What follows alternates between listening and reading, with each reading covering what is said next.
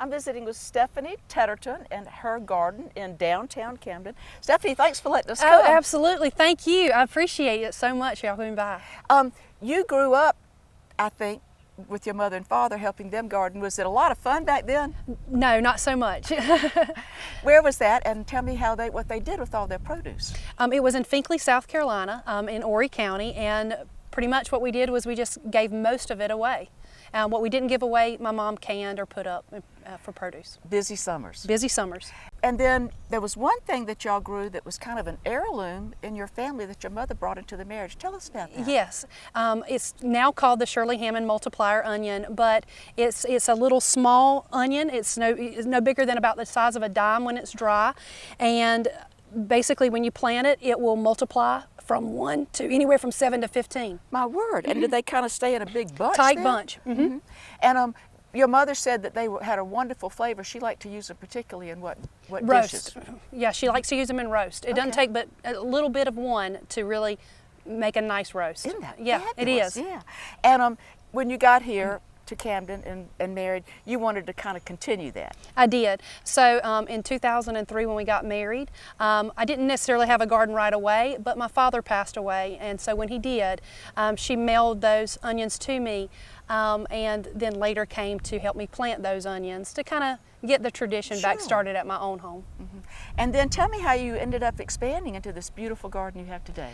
Well, as time went on, we just needed a bigger place to expand, and so when this property come up, we were able to acquire it, and it's just right down the road from our home. So my husband helped me to keep expanding really each and every year from it. And you enjoy finding things that, like this onion, are a little bit different. So let's talk about some of your favorites that are here. Absolutely. Well, I love cauliflower. Cauliflower is so cool in the early spring, and then later I like to transition to odd tomatoes or heirloom tomatoes. And really, my next favorite thing would probably be, I don't know, growing squash. I like growing winter squash, different ones. Well, let's talk a little about these cauliflower because you are kind of an artist. Yes. and you like color, and that is reflected in some of these. Absolutely. I like the cauliflower I make are purple, they're green, they're orange, and so it just adds a lot of fun to the garden.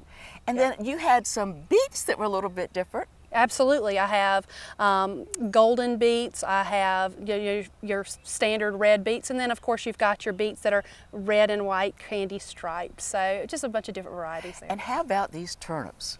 The turnips are a Japanese salad turnip. I have both the Scarlet Queen red type and then a little white Japanese type, and they're just kind of a sweet, instead of being like a tangy radish, it's more of a sweet taste to it, so it's more palatable for folks. And then of course, given your personality, I think flowers are a big part of this garden. I love it. Well. I love zinnias. That's my husband's, one of his favorite flowers. So at the ends of each garden, we do plant tons of zinnia, just so that we can, make those into flower arrangements later, and then give them to folks if they get sick or need a little pick-me-up. And you're out here fighting with bugs because they like all this as much as we do. Yes. And the main thing you use is what? Well, I use Diatomaceous Earth as much as I can. I try to remain organic, but unfortunately when it comes to squash bugs or even cutworms at times, I do have to use pyrethrin products. Tell me how your husband helped you solve the nutgrass problem. Well, instead of doing overhead watering, which is what we did, initially, he researched it and found that maybe we should just do drip irrigation. So now we basically just drip each line so that we provide less water to the area, and it's more conservative that way to water as well, so it's better. And here you are in a lovely little dress with rickrack and all on it, and yes. bare feet, which is you said that was that's your my normal thing. way. That's my normal way. But you are not somebody who just directs people in the garden. I think this is your garden and you do all the work? I do all the work. For the most part, I have no help other than my husband, who does a lot of work. He helps me, of course, with the irrigation. He keeps all the tractors running, but for the most part, I'm out here weeding myself, putting up the arbors for the tomatoes. I do all the tractor driving myself other than the tilling, which he does with his M.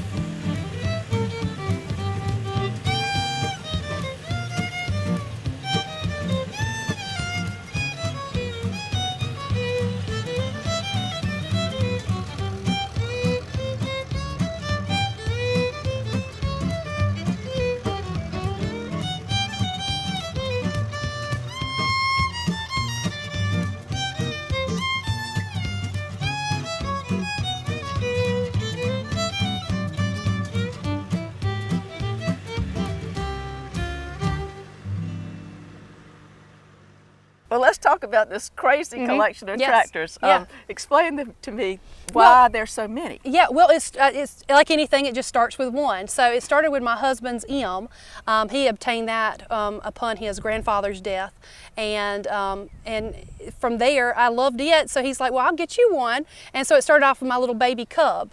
And each year we just, as folks saw that we liked them, they would offer one to us. And one was from a neighbor, Mr. Jack Moak.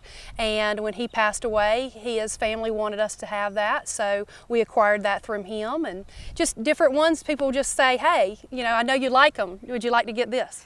Like your parents, I think you don't spend all summer putting things up because you help your husband every day almost. That's right. He owns the Mill Village Veterinarian, so he's a a single solo vet, and I'm pretty much the office manager. So we work together regularly every day, trying to help animals. So with the produce that you collect, though, I think you carry on the family tradition. That's exactly right. I live in a Mill Village community, and so what I try to do is try to keep that mantra of just giving back. And so whatever I produce, large in part, I give away to my neighbors. Stephanie Tetterton, it's been a delight to be with you today. Thank you. Absolutely. I appreciate it.